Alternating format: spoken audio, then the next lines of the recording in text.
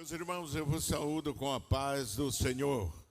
Queremos abrir a nossa Bíblia no texto básico do nosso estudo, que é Cantares de Salomão, capítulo 4, versículo 12, e depois ler um outro versículo.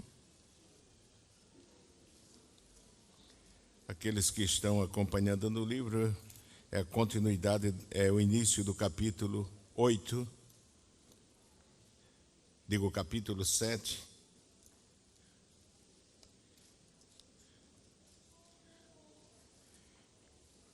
Página 51 em diante. Mas queremos ler, meus irmãos, primeiramente o livro de Cantares de Salomão,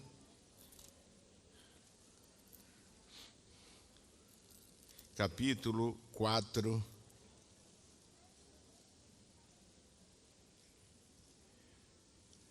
quem encontrou, diga amém. Amém.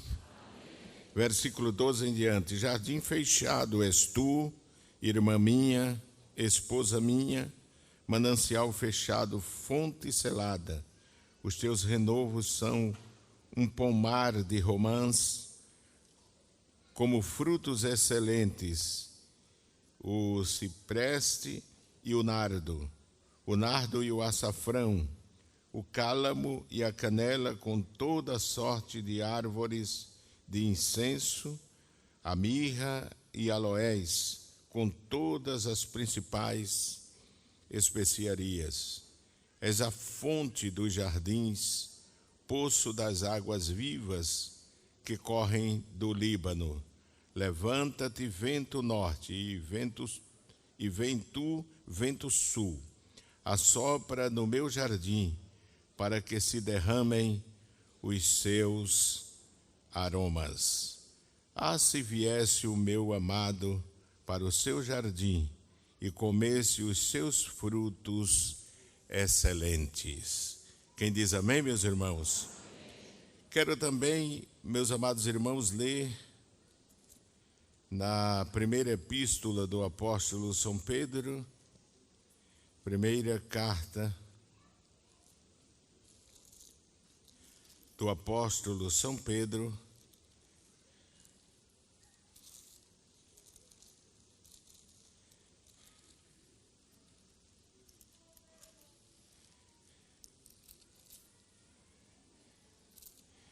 primeira carta do apóstolo São Pedro, capítulo 2, e estaremos lendo do versículo 9, o versículo 9.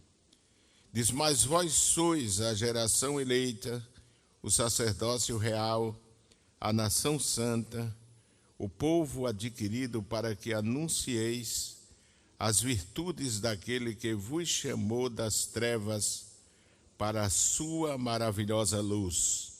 Vós que em outro tempo não erais povo, mas agora sois povo de Deus, que não tinhais alcançado misericórdia, mas agora alcançastes misericórdia. Quem diz amém, meus irmãos?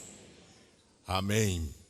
Meus amados, a palavra de Deus é o alimento da nossa alma, mas além dela alimentar a nossa alma, ela revela a vontade de Deus, não somente na nossa vida, mas a sua vontade na sua amada igreja.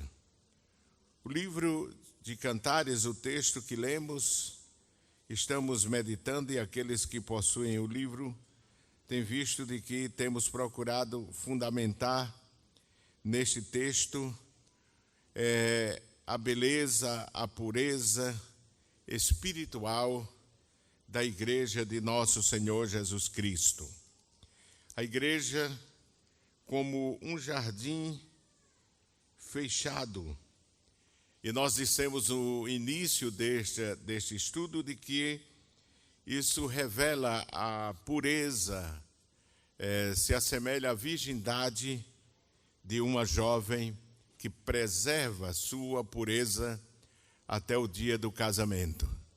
E esse conceito corroborado aqueles que possuem a Bíblia pentecostal por uma nota no rodapé da Bíblia pentecostal, na mesma página, a página onde está o texto de Cantares, capítulo 4, versículo 12, quando o comentarista, e os irmãos sabem que o pastor Antônio Gilberto foi um deles, ele diz: as três figuras de linguagem deste versículo salientam a verdade de que a jovem sulamita permaneceu virgem e sexualmente pura até casar-se. Manter a virgindade e a abstinência sexual é o padrão bíblico da pureza sexual para todos os jovens do sexo masculino ou feminino. Violar este padrão santo de Deus é profanar o espírito, o corpo e a consciência e despreciar o valor do ato da consumação do casamento. E manda para outro comentário na Bíblia pentecostal.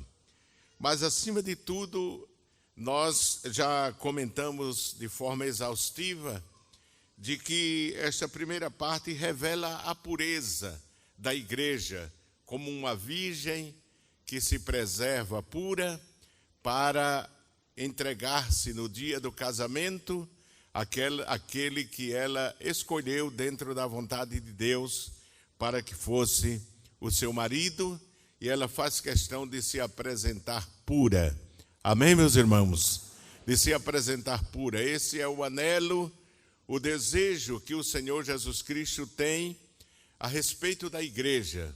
O apóstolo São Paulo, escrevendo aos Efésios, capítulo 4 de Efésios, os irmãos quiserem podem acompanhar comigo, no capítulo 4 de Efésios, quando ele faz aquela figura da igreja e o esposo, ele faz menção disso, ou seja, capítulo 5, desculpa, irmãos, capítulo 5 de Efésios, ele diz no versículo 24, de sorte que assim como a igreja está sujeita a Cristo, assim também as mulheres sejam em tudo sujeitas a seu marido.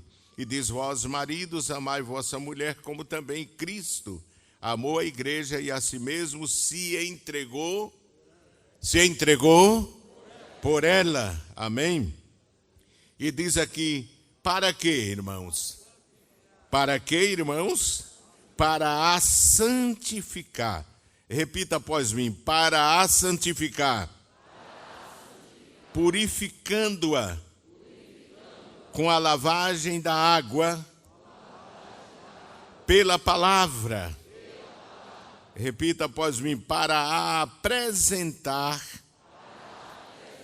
a si mesmo igreja gloriosa, sem mácula, nem ruga, nem coisa semelhante, mas santa e irrepreensível.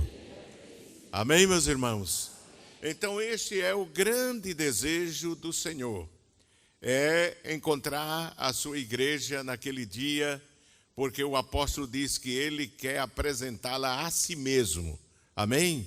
Ele quer ter o contentamento, o prazer, a alegria de ver a sua noiva, que é a igreja pura, santa, virgem e sem mancha, naquele dia, assim como todo noivo, não é? Tem o prazer de receber uma virgem no dia do seu casamento. Isso principalmente na visão cristã. Amém, meus irmãos? Diga o que disser aí fora, pensem o que pensar aí fora, mas a nossa vida, ela seguia pela palavra de Deus, não é? A igreja, ela é como aquele peixe que navega contra a correnteza, amém? Nós temos a nossa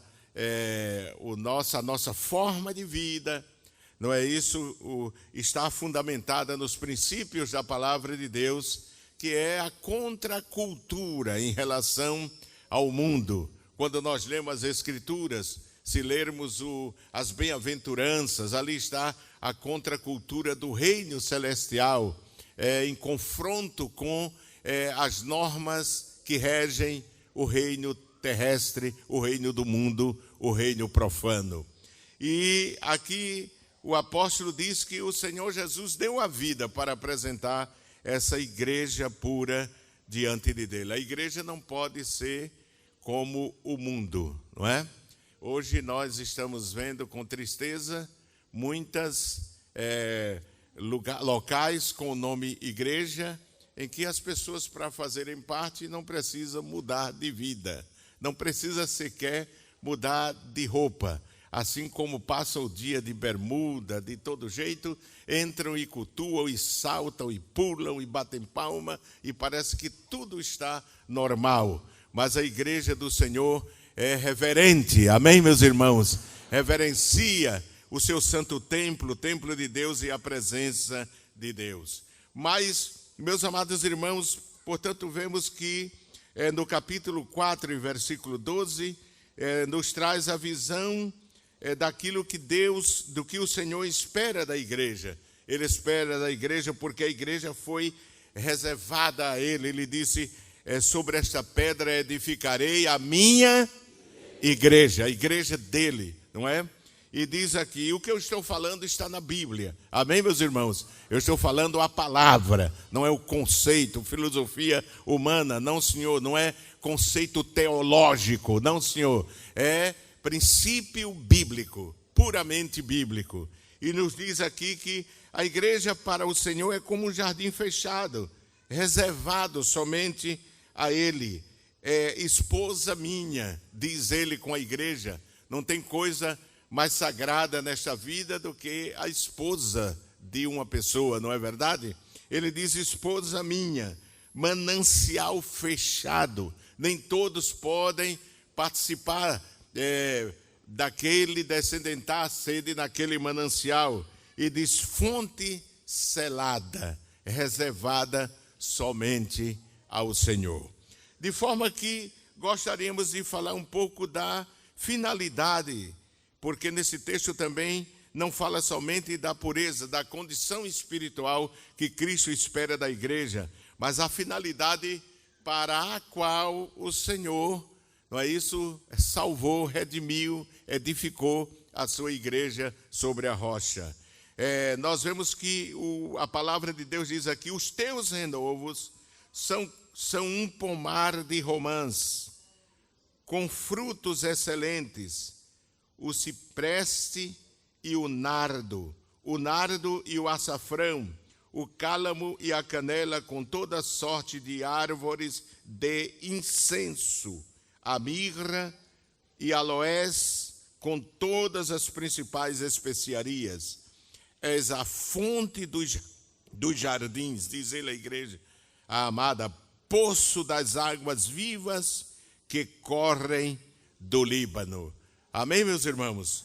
Então nós vemos que o Senhor Jesus faz menção a alguns aspectos da igreja e que revela, de certa forma, a finalidade para a qual a igreja foi criada. A igreja é a instituição mais importante para Deus aqui neste mundo.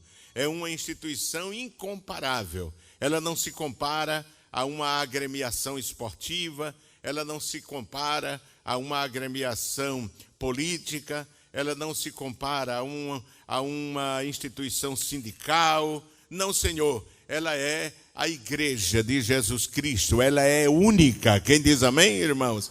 Não se pode fazer comparação e querer ajustar a igreja a nenhuma instituição, não é isso, humana, porque ela é divina. Ela nasceu de Deus. Amém, meus irmãos? Assim como o Senhor criou Eva, criou a igreja. Eu não estou dizendo que Eva é a igreja, me entendam. Mas ele criou a sua igreja e formou. E há 3 finalidades apresentadas. Poderíamos tirar outras finalidades nesse texto para quais a igreja foi formada. A igreja, como propriedade privada do esposo que é Cristo, tem a finalidade expressa nesse texto de Cantares.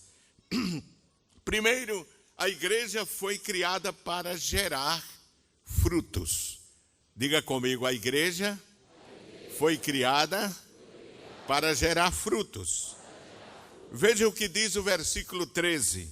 Os teus renovos são como o quê?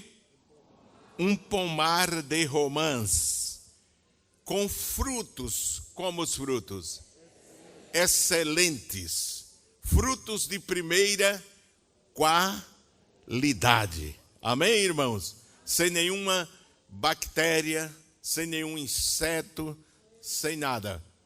Frutos excelentes. Quem diz amém? Frutos excelentes.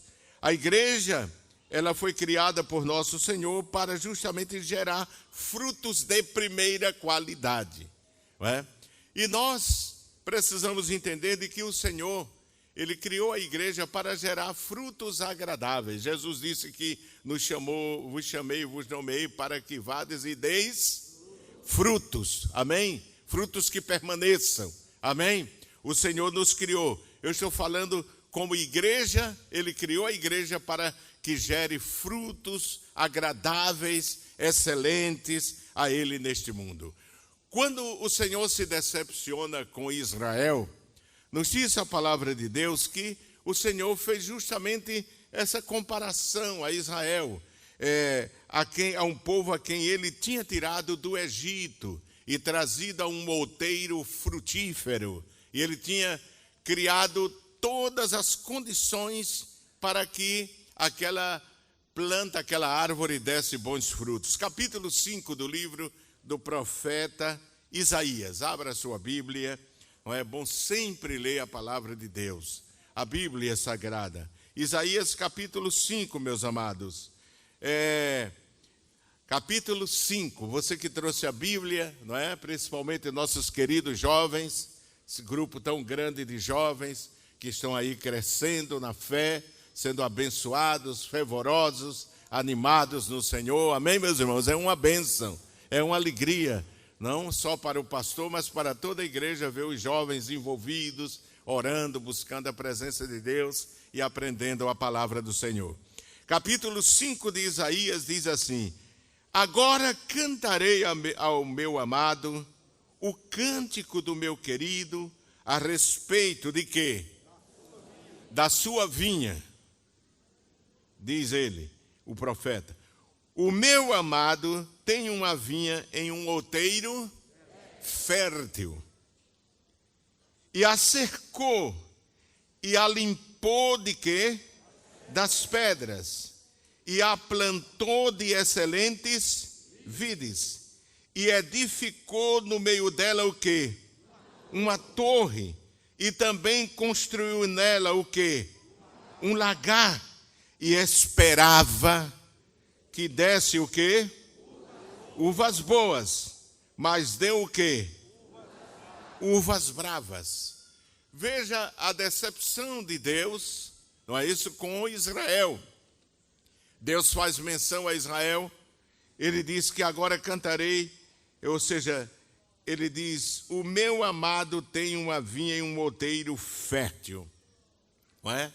Em um lugar fértil, em uma terra boa, em uma terra que tem toda a condição, todos os nutrientes para que faça a planta gerar bons frutos. É isso que a palavra de Deus está dizendo. E além desse cuidado, diz que ele cercou, não é? Cercou para que as raposas, no livro de Cantares faz menção às raposas e raposinhas que atacam a vinha, não é isso? Quando as flores estão brotando para destruir a vinha, não é isso? Então diz que o amado cercou e a limpou de quê? Limpou das pedras, diz aqui, e a plantou de excelente vides, não é? Não foi uma planta qualquer, mas uma excelente vide, plantou, diz aqui. E edificou no meio dela uma torre, não é isso? Onde estava o sentinela, o vigia, para ver se não era atacada, que ela vinha por inimigos, por ladrões, por raposas, não é? A sentinela estava sempre atento. Edificou no meio dela uma torre e também construiu nela o quê? Um lagar, não é? Depois diz aqui, e esperava que desse uvas boas, mas deu o quê? Uvas bravas, não é? Então, Deus espera também da igreja que nós, como igreja, geremos bons frutos. Ele criou toda a condição para que a igreja, para que nós, os crentes, possamos produzir frutos excelentes. Não frutos de segunda, não, mas frutos de primeira, frutos que lhes seja agradável. É isso que mostra a palavra de Deus. Não é? Nada é difícil para o crente em fazer a vontade de Deus. Não é difícil porque ele tem toda a condição dada por Deus. E além disso, ele tem também o auxílio do Espírito Santo de Deus, não é? Que é uma característica para gerar fruto, para que possa fluir os frutos na vida do crente. Você observe o que diz em Gálatas, capítulo 5, de Gálatas, capítulo 5.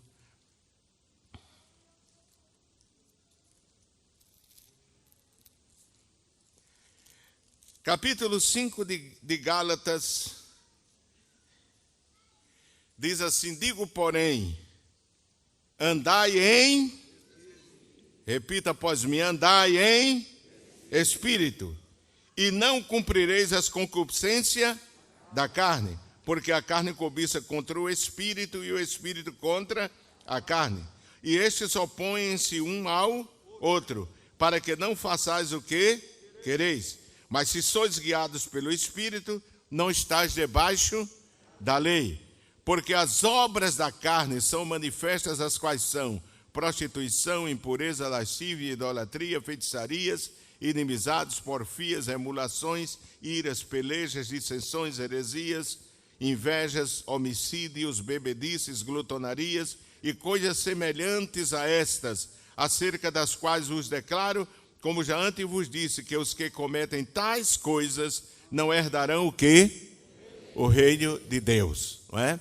Se vivemos, não é, na dimensão da velha natureza, se vivemos na carne, o apóstolo está dizendo aos Gálatas que com certeza geraremos pecados, não é? Que são obras da carne. No original, essa palavra obra destoa da palavra fruto, porque obra significa que é uma coisa gerada pelo esforço humano. O original quer dizer isso, gerado pelo esforço humano. Então, o pecado é um produto totalmente oriundo da velha natureza, do esforço da velha natureza, do esforço do homem velho. Mas o fruto, veja que é bem diferente. Veja o versículo 22, diz, mas o fruto do Espírito é o quê? É caridade, gozo, paz, longanimidade, benignidade, bondade, fé, mansidão, temperança. Contra essas coisas não há lei. E os que são de Cristo crucificaram a carne com as suas paixões e concupiscência, ou seja, seus desejos fortes, desordenados, incontroláveis. Se vivemos no Espírito, andemos também no Espírito. Então, quando aceitamos a Cristo, não é isso? O Espírito Santo passa a habitar no nosso interior e ele naturalmente faz fluir, amém, meus irmãos? O fruto do Espírito, que é o amor. Não é?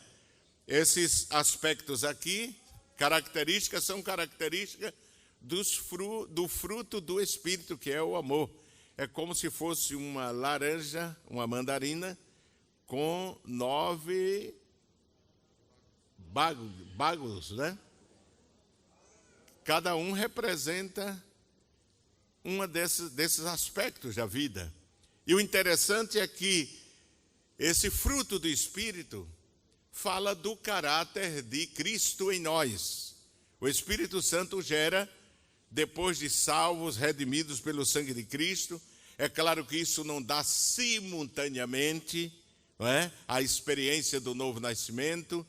O Espírito Santo vai trabalhando, vai tirando as obras da carne e colocando o fruto do Espírito. E isso não é simultâneo ao ato da fé. Às vezes é muito mais fácil aceitar Jesus hoje em um culto de pregação e vir amanhã para o culto de doutrina sem as vaidades do mundo, sem a forma do mundo, a aparência do mundo, não é? Que é muito visível e todos conhecem. Mas o Espírito Santo tem que trabalhar para que geremos o fruto.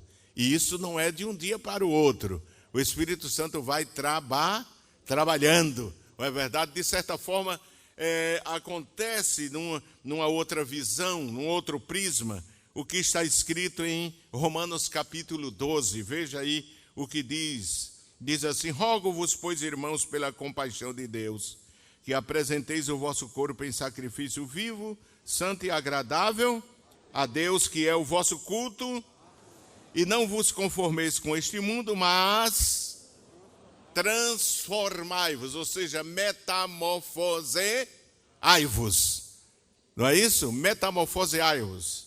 Quer dizer o original, pela renovação do vosso, ou seja, na nossa mente. O Espírito Santo começa a atuar na nossa mente. Começa a mudar o nosso interior. Não é verdade? Aí diz aqui, para que experimenteis qual seja a boa, agradável e perfeita vontade de Deus.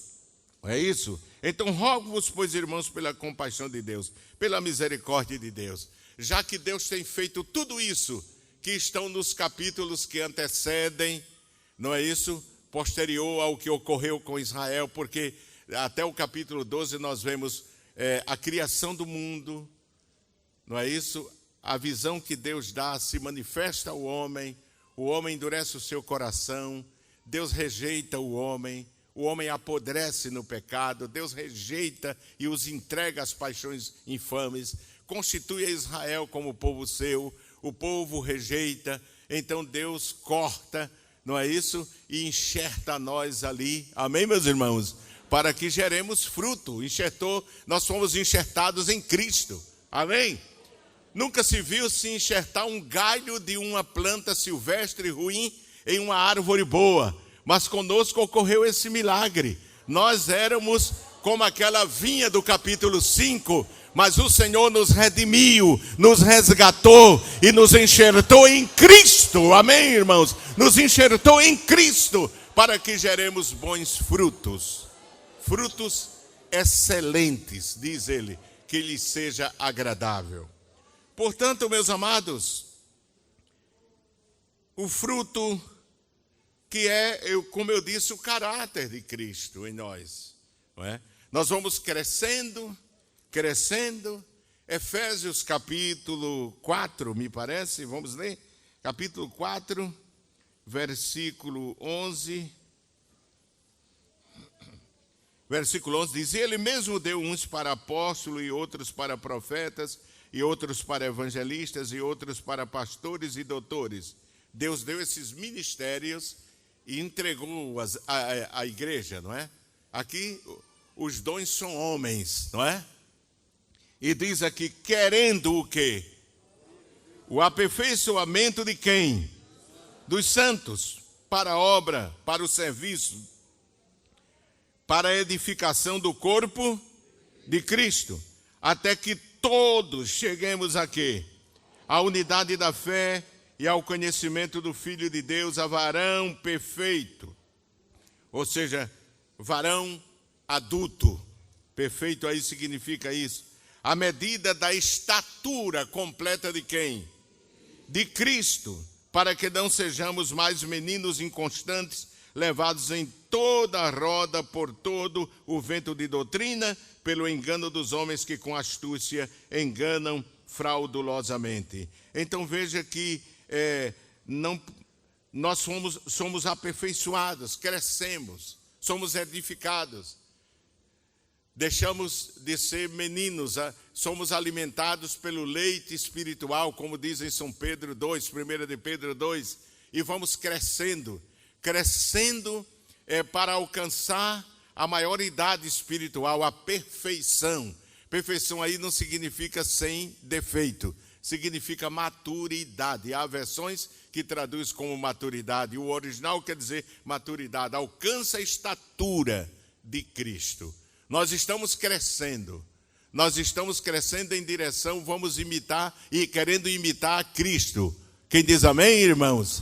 Não é? Querendo imitar a Cristo, ficar parecidos com Cristo. De forma que é isso que Deus espera da igreja como jardim.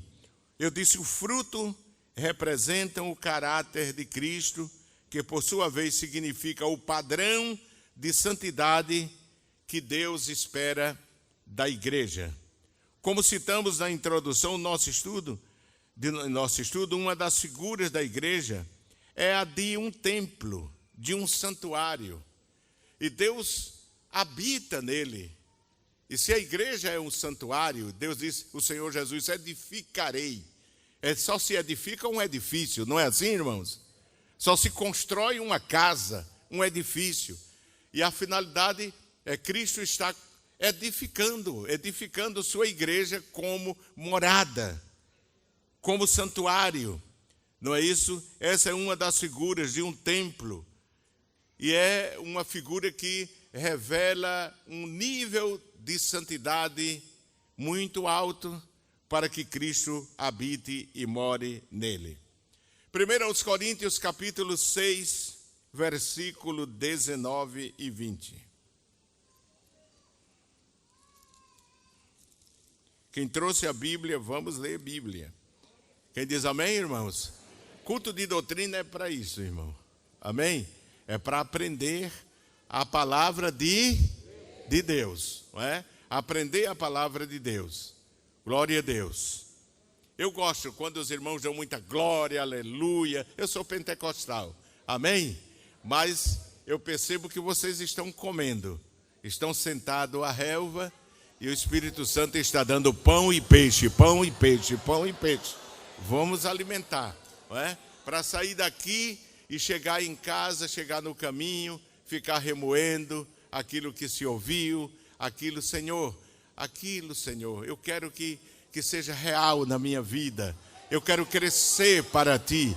Eu quero ser um templo para habitação, Senhor. Amém, meus irmãos? Um templo para a morada, Senhor, Tua. É interessante que Deus habita numa casa santa e a sua presença santifica. Quem diz amém, irmãos? Santifica. Quando eu estava lendo esse texto, eu me lembrei daquela passagem de Moisés, não é? Quando Moisés vai se aproximando da sarça no Monte Sinai, e Deus diz assim, Moisés, não te aproximes. Não foi? Tira as sandálias dos teus pés, porque a terra onde tu estás pisando é santa, Moisés. Amém? Foi santa no momento que Deus estava ali, a sarça, não é, irmãos? Que a presença de Deus estava ali. Não é? É heresia pegar um avião e ir ao Monte Sinai com água mineral, com azeite, e dizer que vai lá para ser santificada aquela água. Irmão, só quem santifica hoje é o sangue de Jesus Cristo. É o sangue de Jesus quem santifica. Nem água mineral, nem rosa ungida, nada disso, irmãos. Santifica, nada disso. Nada disso santifica a casa. Quem santifica a nossa casa é o sangue de Cristo. E o que faz a nossa casa santa e abençoada é a obediência à palavra de Deus. Amém? Obediência à palavra. Agora, nós somos a casa santa de Deus, a igreja. Eu estou me referindo ao livro de Cantares como igreja. Não é simplesmente cada crente, mas cada crente é uma peça, é uma pedra desse edifício. Quem diz amém?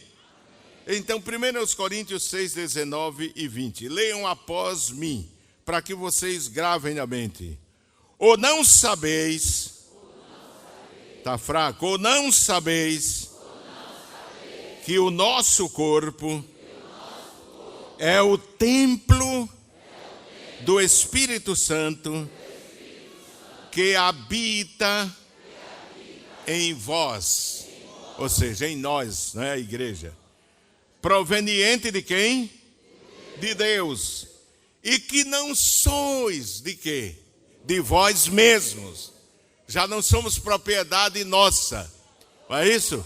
Tem crentes que tomam iniciativa pela sua própria conta. Vou embora, vou arrumar a mala. Não, senhor, momentinho. Você não é mais seu. Você é propriedade de Jesus. A sua vida está na mão de Deus, meu irmão. E você tem que pedir a direção, a orientação. Não fazer, não é como Ló, que escolheu, não é, a região de Sodoma e Gomorra, porque parecia com o Jardim do Éden. Cuidado com essas coisas que parecem que é a vontade de Deus, parece que é a orientação divina. Hoje, a coisa mais fácil é encontrar outra pessoa e dizer: Deus manda te dizer que arrume as malas e vá embora que Deus vai te abençoar. Era aí, meu irmão.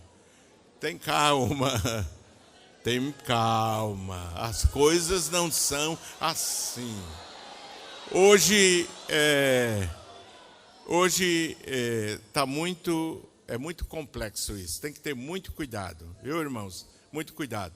No tempo do meu primeiro pastor, havia uma expressão que era bem usual dentro da igreja, que era: eu senti de Deus. Eu senti de Deus. E naquele tempo se dizia no interior que uma coisa, quando estava sentida, é porque estava apodrecendo. E o meu pastor dizia assim: tem gente que está sentindo tanto que já está ficando podre. E hoje não, hoje é: Deus me falou, Deus me falou. Jesus, eu fico olhando assim, parece que Deus é uma máquina de fazer caldo de cana, que é só botar a cana e sai o caldo. Parece que é um botão, apertou um botão, não é? Parece que é fast food, né? Não, irmão, peraí, não é assim não. E a maioria das vezes que eu escuto, irmão, Deus me disse, quando você vê, é mentira. Que não acontece aquilo, não se cumpre aquilo. Então, é preciso ter muito cuidado nesse negócio. Deus me manda dizer a você, peraí, irmão, você não é Deus. Vamos ver se é Deus mesmo. Mas é uma irmã santa, eu sei, mas é Deus mesmo. Mas é um irmão santo, eu sei, fala muita língua, profecia, mas é Deus mesmo que está mandando dizer? Ou é a emoção dele? Ou é que ele quer mostrar uma espiritualidade acima do normal? Então é preciso ter cuidado com essas coisas. Eu creio que Deus fala, amém, meus irmãos? Agora é preciso ter cuidado, porque há muitas vozes por aí. Há muitas vozes por aí. E uma vez o irmão chegou para mim e disse assim: pastor, vendi meu negócio e estou vendendo a casa. Eu disse: por quê? Diz que Deus me disse que eu vá embora para o sul do país. Eu disse: meu irmão, não faça isso. Se o senhor tivesse me falado, eu teria dado um conselho ao senhor, para o senhor não vender o seu negócio, alugar. Porque qualquer tempo o senhor voltar, o senhor tem seu ponto de negócio na feira. Não faça isso. Pastor, mas eu vendi e vou vender a casa disso. Não faça essa loucura, meu irmão. Não faça essa loucura. Não venda a sua casa. Que diferença faz o senhor ir, não é? Ver se a coisa dá certo. É? Mas foi Deus que mandou. Eu digo, se foi Deus, vai dar certo. Se não der certo, não foi Deus. Então, custa nada o senhor esperar. E ele foi. Me obedeceu, não vendeu a casa. Irmão, voltou morrendo ele e a esposa. E nós tivemos que tratar, eu e minha esposa tivemos que tratar deles. E pelo menos botei ele numa casa da igreja, que era um servo de Deus. e mandei ele alugar a casa, e com o dinheiro daquela casa ele fazia a feira para comer. Mas não foi Deus que mandou?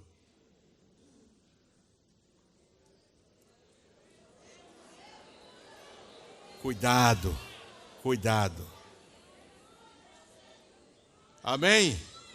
Então não sois de vós, diga comigo, não sois de vós mesmo. É uma pergunta, não é? Não sois, e que não sois de vós mesmo? Porque fostes, diga comigo, após mim, porque fostes comprados por bom preço. Glorificai, pois, a Deus no vosso corpo e no vosso espírito, os quais pertencem a Deus. Então, Paulo está dizendo que o meu espírito e o meu corpo são propriedades de quem, irmãos? De Deus. Não é? É um templo santo. É isso daí porque nós temos que gerar frutos que são agradáveis, que são excelentes para Deus. Efésios capítulo 2 e versículo 20. Efésios 2, 20 e 21. Diz assim: edificados sobre o fundamento dos apóstolos e dos profetas. Não é? Profetas. De que Jesus Cristo é o quê? A principal pedra de quê, irmãos? De esquina, no qual todo edifício bem ajustado cresce para quê? Para templo santo no Senhor, no qual também vós juntamente sois o quê? Edificados, para quê? Para a morada de Deus no Espírito. Quem diz amém, irmãos? Então Paulo está dizendo que nós estamos sendo edificados, estamos sendo construídos como templo santo para a morada de Deus. Cada um de nós, não é? Cada um de nós. É um versículo que eu queria citar mais adiante, mas eu posso adiantar, não é? É a primeira epístola de Pedro, capítulo 2. Abra sua Bíblia, depois de Hebreus, Tiago, não é? Primeira epístola de Pedro, capítulo 2.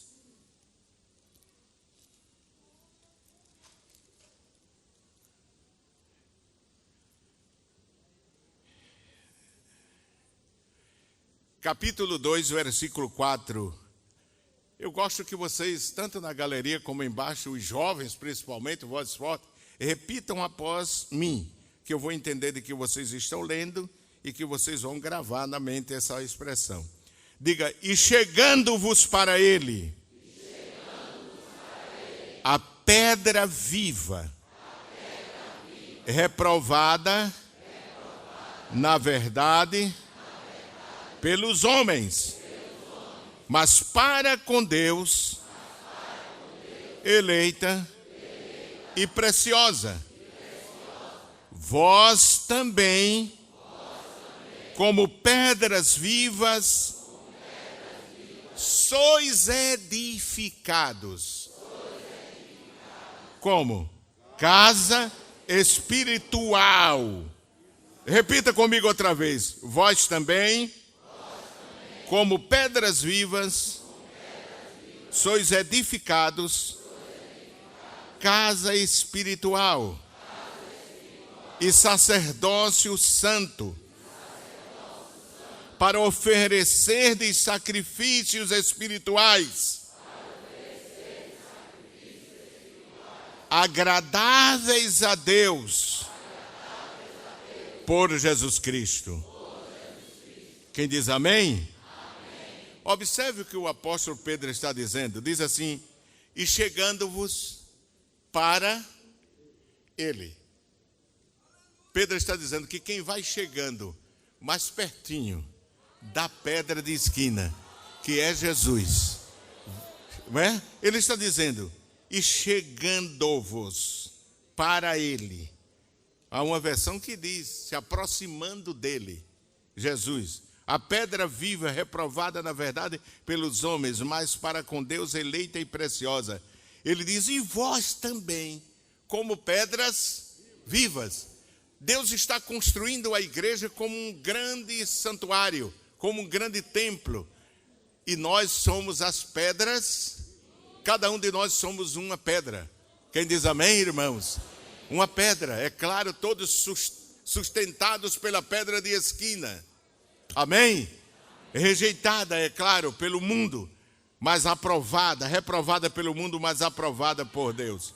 Então, como santuário ou templo santo, como diz Paulo, e reportando-nos ao Velho Testamento, veremos que não havia lugar mais sagrado, mais consagrado do que o santuário ou a tenda da congregação. O templo ou o santuário era santo por ser a habitação de Deus. E a sua presença era o motivo da manutenção desse estado perene de santidade, como o monte onde Deus se revelou a Moisés. A igreja, como templo de Deus, deve manter-se santa como um santuário. Quem diz amém, irmãos? Deve manter-se santa.